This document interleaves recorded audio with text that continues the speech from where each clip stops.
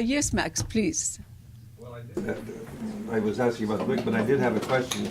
Yes. You know, You were already very generous. Thank you.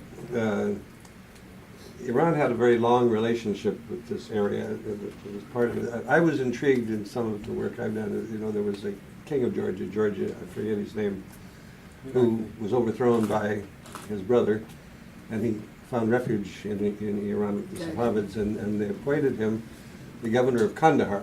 Yes. And that is what his misbehavior caused Mahmud's revolt, Gorgan Khan. Gorgan, that was the nickname they gave him.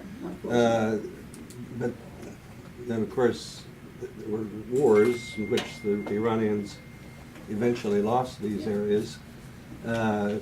Is there a sentiment in Iran that these are, or is there an irredentist? No, there is no irredenta on Iran's side. I think I am not very, as you know, I'm rather critical of the Islamic Republic's conduct of Iran's foreign policy. I do not like their Islamist outlook, you know, because they really don't prioritize Iran's interest. They don't have a national perspective, they have an Islamist perspective. And in fact, it hasn't served either. Neither it has served Iran nor Islam, because it has, you know, weakened actually.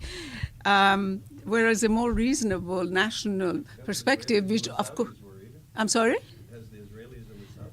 Yeah, it's that they have other reasons as well. But in general, I'm saying, but the Iranian government, I think there's in one thing they have behaved well. And that is in terms of handling the relationship with the post-Soviet states. They have not really either thrown their weight around that we used to be this and we used to be that. There are some people in exile that, you know, maybe have some sentimental things. And definitely the government recognized them immediately. And so I give them credit to that.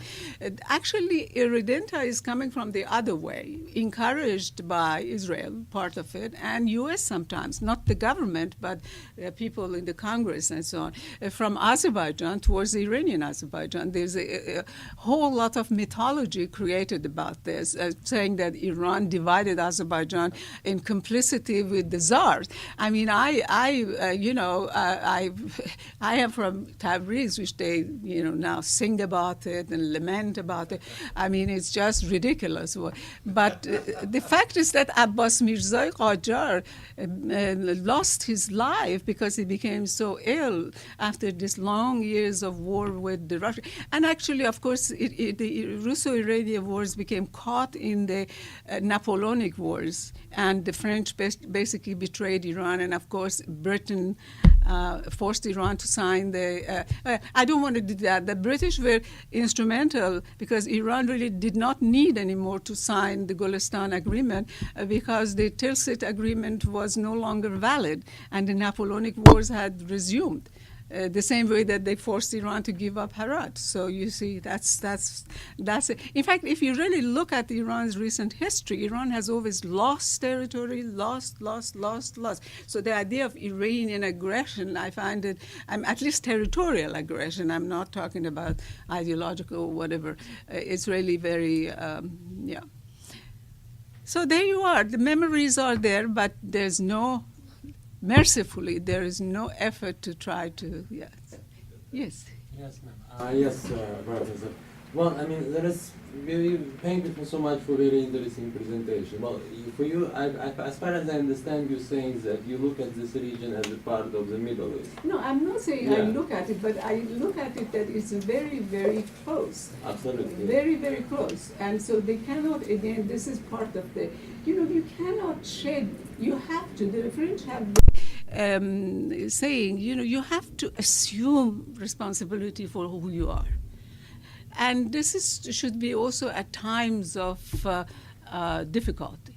I mean, I have lived in America for now almost 40 years when Iran and Islam has been the worst of the worst. But I cannot go around and saying that I am not Iranian or I'm Zoroastrian or I am, you know, something else, because that, you know, that is almost like denying myself. And so I think that this is that the impact of the impact of Eastern civilization in that region is very much, include especially Iranian influence, but of course Islam as well, because parts of it, including in the North Caucasus, even more is Islamic. But sorry if I... Yeah, absolutely. No, yeah, absolutely. But if you look at these years of Russian domination, they were trying to bring a European civilization, which actually wasn't really Russian, because Russians borrowed the European civilization under Peter the Great and at the beginning Assuming of the 18th that century. Europeans, Russians are Europeans, and Well, the to a certain Europeans extent. accept. But Europeans did not always look at the Russians as Europeans.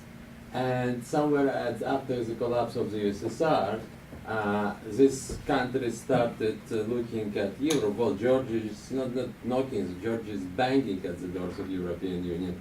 Armenia's attitude is a little bit different. They're looking at Russia as its protector in its stance of, against Azerbaijan, but at the same time they're applying to some kind of association agreement with the European Union, and Russia actually learned its lessons with Ukraine, so they're not interfering so aggressively into Armenian politics. Azerbaijan is playing very, very complicated game. They do not want to submit to the Russian rule, to new Russian rule, but at the same time, most of the people who live, a lot of intellectuals in modern Azerbaijan, they were educated in Europe. Oh, not in Europe, actually, in the States. I understand that, but Yeah. having said that, of my various encounters with Azerbaijanis and my trips to the Yerevan and so on, and Tbilisi and so on, I feel more like I am, let's say, in Tehran or in Istanbul than I am in Paris or London. Most of the women unveil. It's not a question of, but unveiling is not the only way of Europeanization. I am unveiled. I was unveiled a long time ago. My mother was unveiled. My grandmother even unveiled. So I don't think veil, we have elevated veil to a situation that is really far more, it's not as significant. I never understood this obsession with female hair, whether to cover it or uncover it.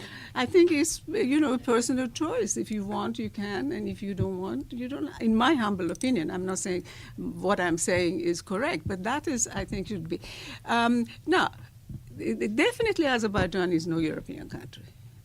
Armenia also, you see, I don't want to get mystical or whatever. Just drinking wine and dancing and going to does not make a European. But anyway, I'm just saying is that the Middle East impact is very strong. Absolutely. The Middle East impact is very strong. You go to, for example, and of course, let's say you look at the Georgian history. Although they don't like the Persians because, during Achaemenid times, they were all part of Iran. I mean, they have changed everything. For example, the name Zurab is a corruption of Sohrab, or the words like Rustam and so on and so forth. But it's more than that. The legend is really taken after the Book of Kings, Shahnameh. The whole cultural influence of Iran there is far deeper than that of the Russian. Why? Because it took root over several thousand years. The 70 years of Russian rule is not going to eliminate all these things. Then there is the cultural aspect. Religion is important. The Islamic thing, although of course Armenia is not Muslim and Azerbaijan are not Muslim, but definitely in the case of Azerbaijan, Islam is important. Why? Not so much as religious practice. In my humble opinion, religion actually is more important as a culture. The rhythms of life that is dominated by religion. When you are born, there is some religious ceremony. When you get married, there is some religious ceremony. When you die, there is some religious ceremony, or certain events and so on. The same with the national thing. These cultural things comes by habit. And I have discovered, I don't want to expose myself too much in front of the camera, but I have discussed that things that you experience as a child, whatever they are, and they remain with you even if superficially you forget them or you don't allow them. And I do believe, by my observation, which has been on different societies and collectivities, that these things are true also in the case of collectivities, countries. And the other thing is that, the whole colonial experience of these countries and their post-colonial experience is very similar to the Middle Eastern and to some extent would say that African countries. I remember when I was at CSIS, and I have to say, like many other things I have done, that I have paid a price for it for not following the conventional wisdom at the time. I have done the same thing. I wrote an article in 1993 for Washington Quarterly, and in that I said all this nonsense about either Iran will dominate or Turkey will dominate is nonsense. I said this country's experience is going to be similar to other third world countries, and in their foreign policy they are going to try to, based on their geography and other conditions, they are going to basically expand their options. So they will use Iran when it's in their interest. They use Turkey. None of them, I said, are going to become a vassal of either Iran and Turkey. And that is, of course, at the time, they said I am being, but that's exactly what's happening. No, obviously there are differences. But believe me, the first time actually this, again, if you don't have any Greeks in the room, or, because the first time in 1976 I went to Athens, I almost felt I was back in the Middle East. You were more like being in Lebanon or even Tehran than in Paris and so on. So I think that, that's why that until about, Greece was part of the Near East in the British, foreign. Middle East is not that bad. It's not an insult to say that, Yes, sir. My name is Carl Wagner. I'm Yes, sir. a National Security Studies grad. Yes, sir. I'm a recent retiree, so now I'm coming back to Georgetown, just relaxing. Well, you really- deserve it. Thank you. Yeah, it's been a crazy 29 years.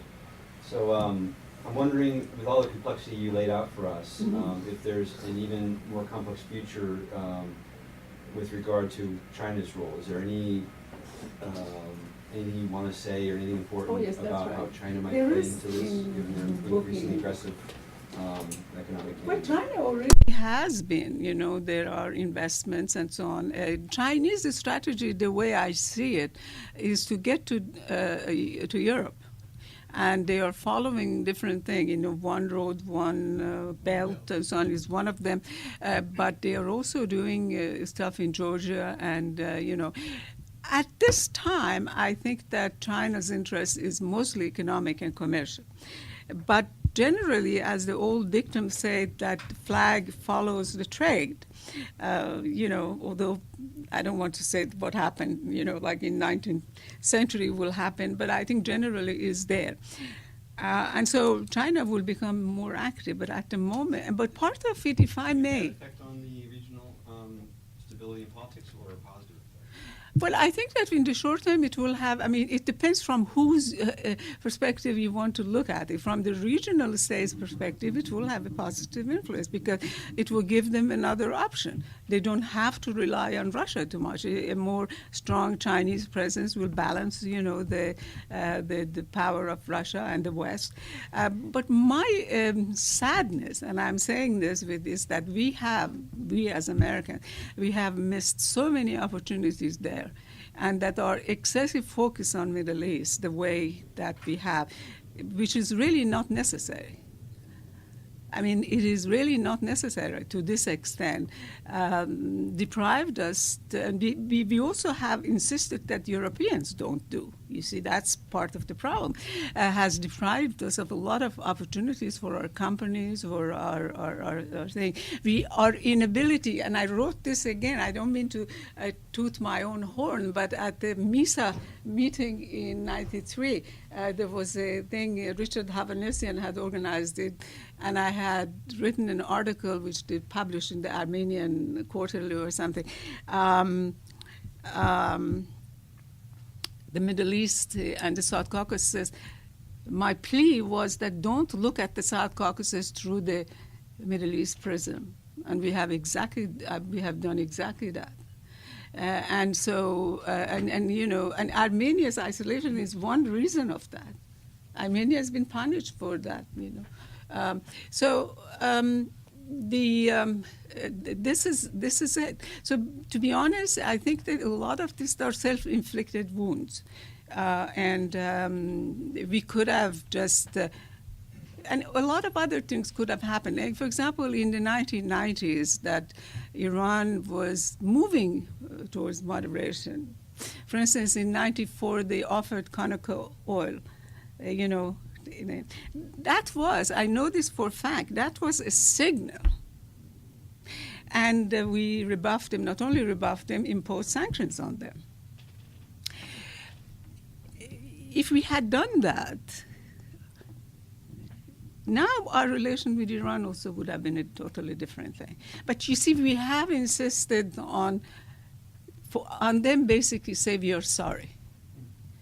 And that really hasn't, worked out.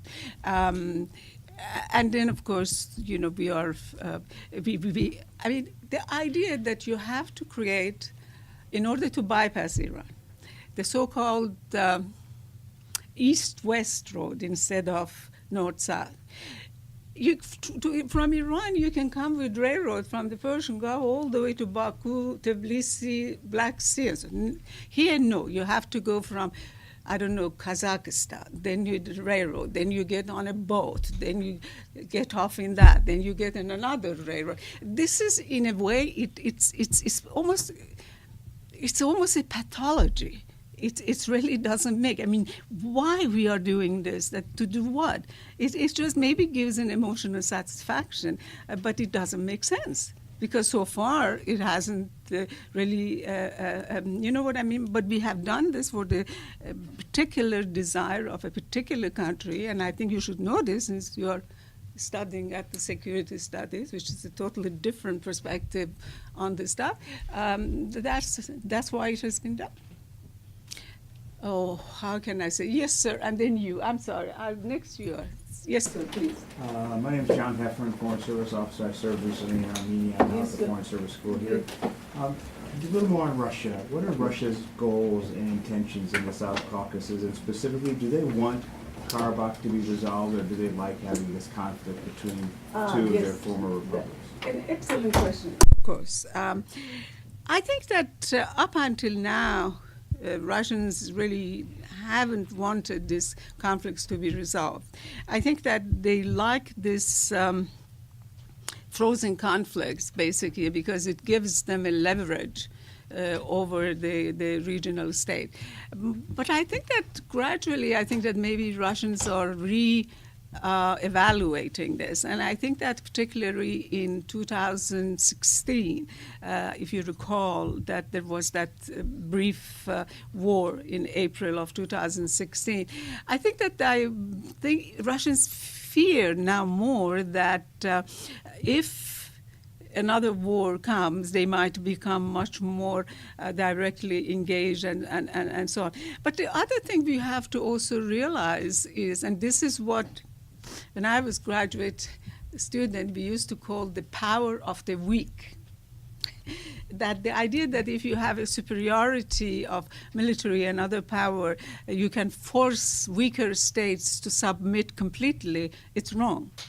Because they always have the option of taking the punishment and not submitting. And I think that it's not like Russia can go and dictate to the people of Karabakh, which are now they're really very influential. The elite of Karabakh is running Armenia now, and there's a big division, as you know. And my author is actually from the opposition. I didn't choose it because of that, but so you have to see the division in Armenia is quite strong. And Azerbaijan also, I think that basically feels that time is on their side. And as more arms, they're getting more arms from different sources and so on, they think that at some point, they're going to be able to force Armenia to do what they want. So this is where I think that an international cooperation would have been better. And here is where the more tensions in Russian-American relations is really damaging to the region. The more tensions they are is damaging. I think that Russians have it's the old debate of IR is whether, they used to talk during the Soviet era. I mean, this was standard in classes and discussions of Russian policy. Does the Soviet Union is aggressive because of security or because of ideology and expansionism? I think it's always both. Because as you feel insecure, you tend to want to increase your buffer area. And obviously Russians, have done that historically. But I think that it would be, and definitely Russia wants two things, I believe. One is security. I mean, Russians have also been invaded. Napoleon invaded them. Tatars, of course, which they still complain of Tatar yoke. Then Hitler, invaded them and all that. So they have experience and they have a trauma of, invasion. So I think that they want their borders be safe. The other thing that we tend to underestimate is that how traumatic for Russians were the collapse of the USSR. I mean, there's a totally different perception of Yeltsin in Russia than is in the West. In Russia, they hate Yeltsin. And I know this because, like in Tatarstan, young people, this was in 2000, who was a child during Yeltsin era, they don't, like him. They wanted reform, but they didn't want. And so there is a fear that the rest of Russian Federation will be destroyed. And so they see the South Caucasus, particularly Georgia, as a buffer for the North Caucasus. So when Saakashvili did what he did, that was, like putting the red in front of the bull. I think that I don't think that Russians have a set view on the Karabakh, but it's just you have to look at it in their own general idea of security thing. For example, Georgia's desire to join NATO, I think, was, a bit too much for the Russians. And it's like, if the Warsaw Pact was alive, Mexico wants to join the Warsaw Pact. I mean, it's a little bit.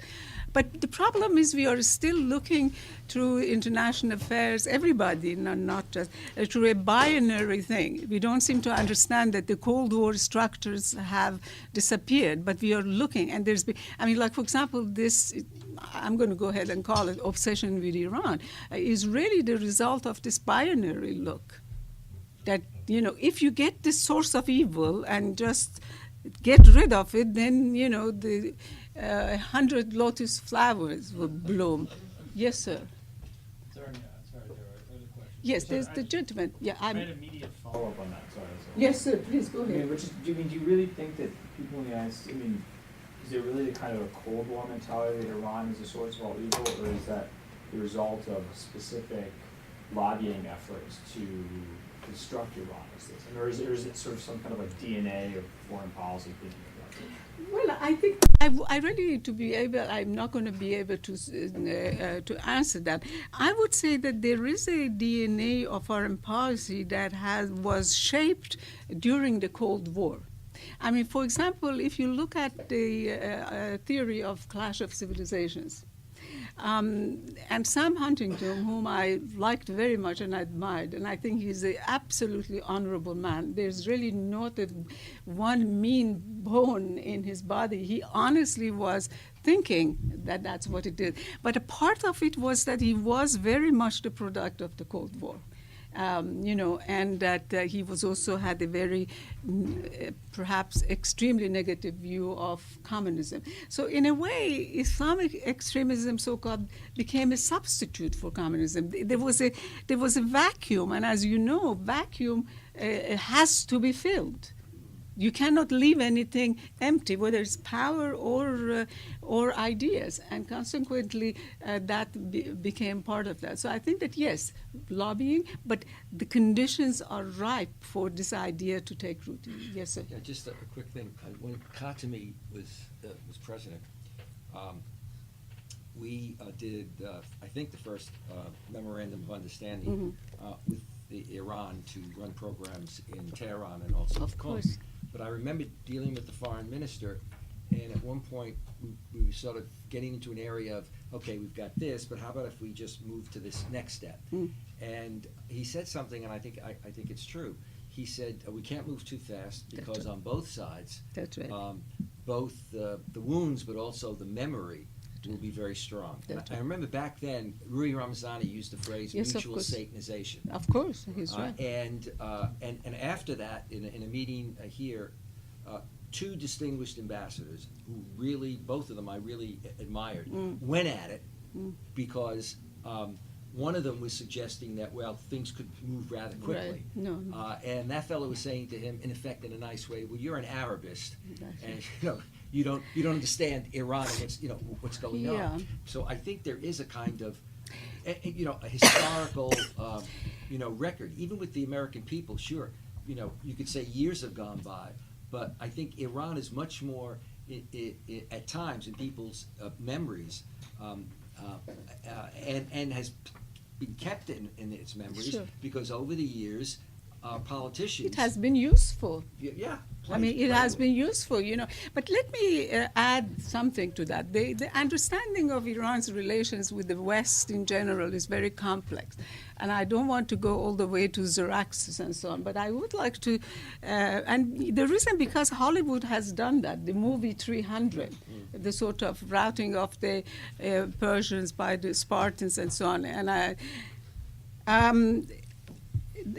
was at a conference, I think it was at 2011. Again, there was something called, Onassis Foundation, they had something called the Athens Dialogues, to see what ancient Athens can contribute to the modern things. And they asked me, because I was an Onassis fellow, they asked me to write something. And I decided that to write on the theme of civilizational dialogue, particularly, with Islam and so on, and the Iran kind of thing.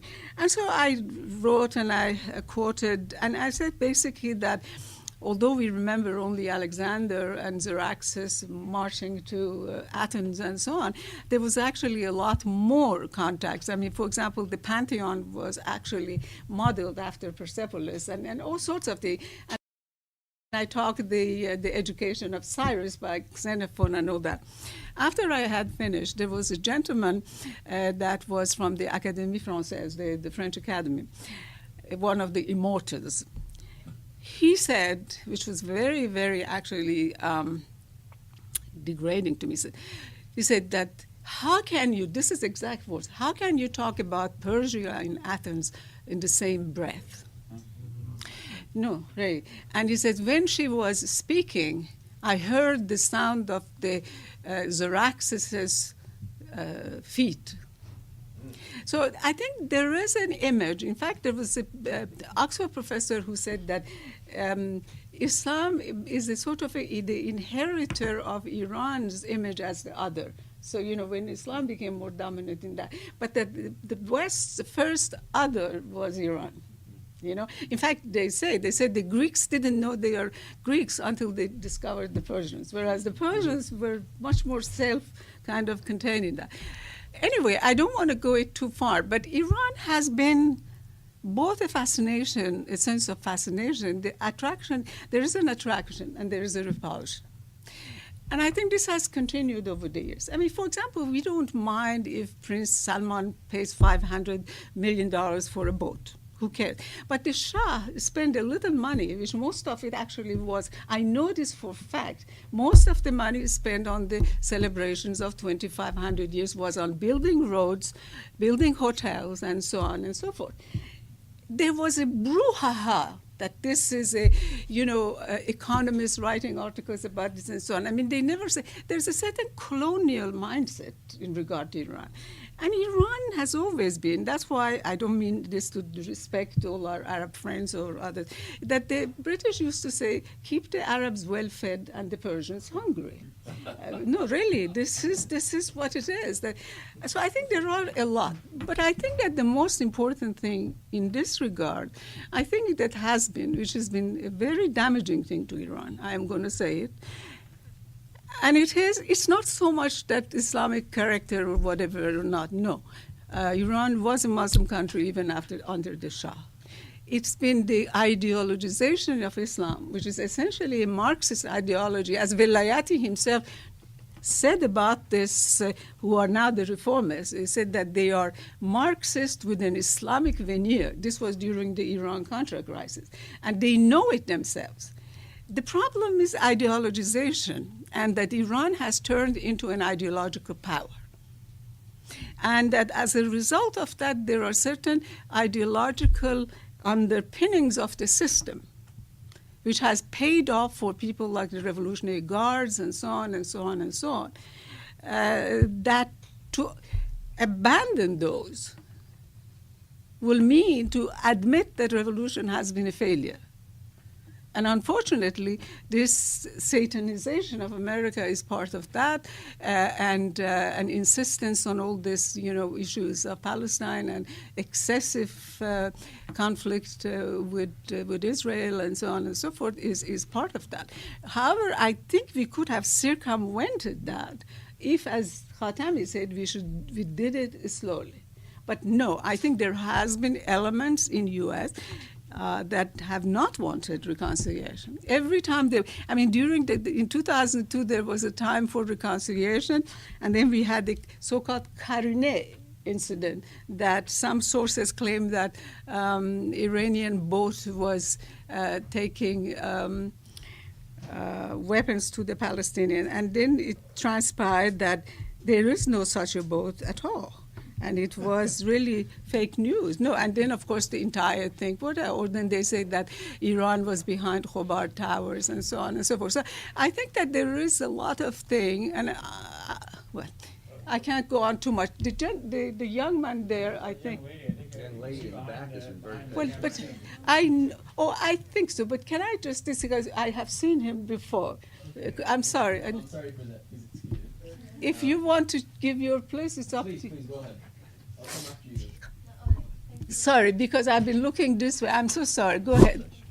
Thank you for your great presentation. My name is Tukan Mukhtarova, first year MSFA student, half Georgian, half Azerbaijani. Bravo. I would like to learn more about your opinion on the division of the Caspian Sea and its legal status, given the power dynamics in the region and unchanged position of the Iran toward this topic. Well, I can say to that. I do believe that they are trying to really do Iran in. I think they have been trying to do Iran in because, to give very little share of that, and that is partly because of Iran's so-called isolation and so on. But I just read in news, I cannot confirm that it is actually correct or not, but I read on the website of one of the Iranian news outlets that actually an agreement has been reached during the recent summit of the heads of Caspian states, that or rather, literal state of Caspian Sea, and that issues have been resolved. I don't know the details, but but the problem that I have with Caspian, is that Caspian may die actually. The whole sea or just the agreement? I'm sorry. The whole sea or the Oh, no, the whole sea. I think that, the idea that Caspian will not go the way of the RLC is not. Pollution in Caspian, because of this, has reached enormous levels. Militarization of the Caspian Sea is damaging it. And so I think that, all of these issues can become just moot. And I have to say that it's the whole handling of the Caspian has been, the local countries have tried to manipulate Iran, and because of Iran's isolation, to get more they want. And I have written this, but unfortunately, this is because of Iran's distorted priorities. To me, honestly, Iran should really completely, except for the Persian Gulf and Iraq, because that is almost like next door to Iran. Iran should just detach itself from Arab disputes. Iran's natural habitat is the Caucasus and Central Asia, and focus there in kind of working out there. Whereas by by having these bad relations with the U.S., if they have to choose between U.S. and Iran, they're going to choose U.S. because they have more things. And it's a lot of Iran's, ills are also self-inflicted. It's because of this ideology, and I think that extremely distorted and skewed priorities, which has become very much linked to the factional interest of certain groups. It's like, IRGC, I don't know. Actually, some of them are true believers, Liberation of the Quds and so on and so forth, for them is serious. I honestly do believe some of them wouldn't mind even if Iran is destroyed, provided that happened. This is the problem, how they have become. They are, and I always kept to them, why can't you have a national Islam? Do what you want inside the country. And also the fact is that no matter how much they do, nobody considers them Muslims. They keep saying you are kafir, you are Rafidi, and you are this, and you are that. So I'm very frustrated with Iranian behavior. But having said that, they are also taking advantage of Iran's conditions. And now this gentleman, probably then we are finished. Yes, sir, go ahead. Sorry for anybody that I superseded. My question was actually about a figure that I had grown up hearing about from an Arab perspective, Imam Shamil, who fought the Russians in the 1850s and 1860s, forms this kind of dichotomy of the rebel soldier that I do not think was impersonated much in modern history, in the modern Caucasus.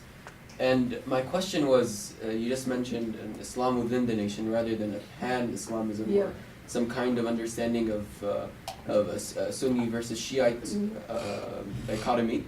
Do you think the impersonation or the visualization of those examples or of those figures from recent history could serve the national identity for the better, or will it only be hijacked and used in the context of what Qadyrov has been doing recently in the Caucasus? Well, actually, Imam Shamil, mostly his impact has been in the North Caucasus.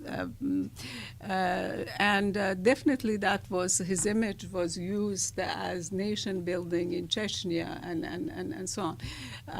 But I don't think that really it is, basically, nevertheless, the Caucasus is a periphery. Is a glacier. It's a periphery.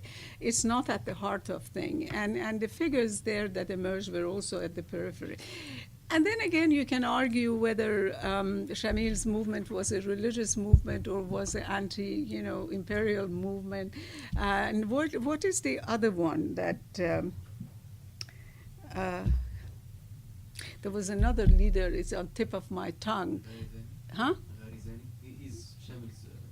No. It was that Tolstoy wrote the Haji Murad book about him and his. Tolstoy.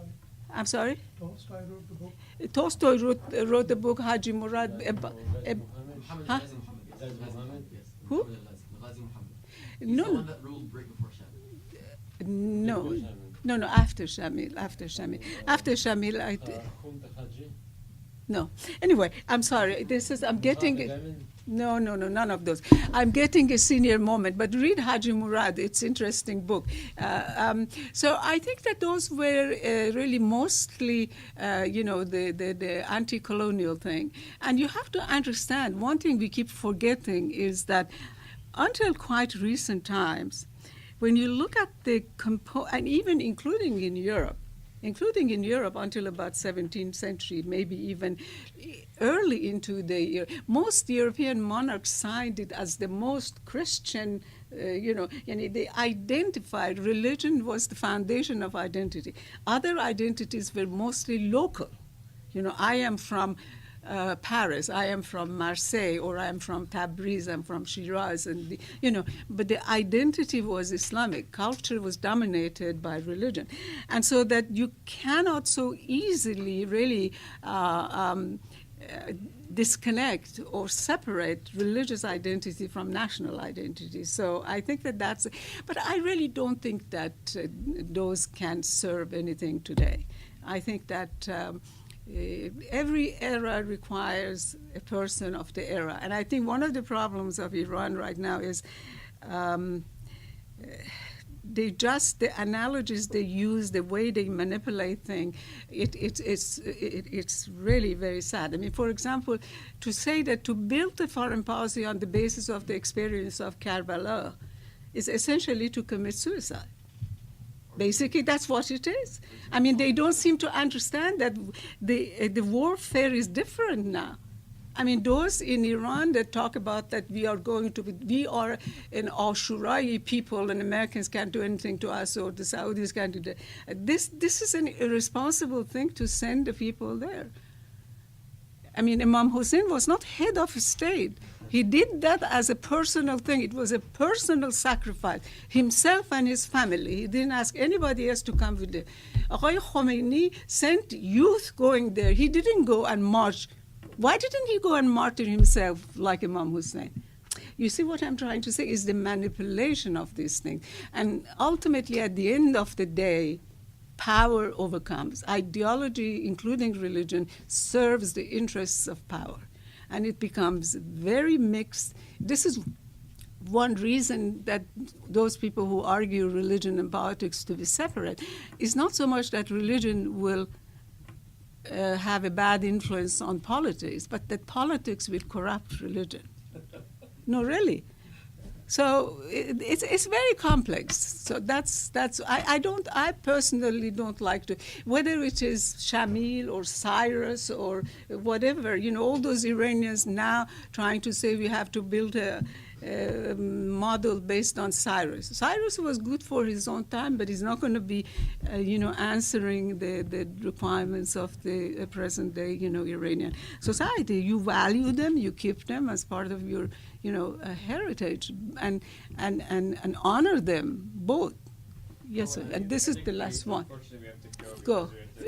You can talk to me afterwards. Thanks everybody for coming. Thank you very much. Oh, Great discussion. Thank you.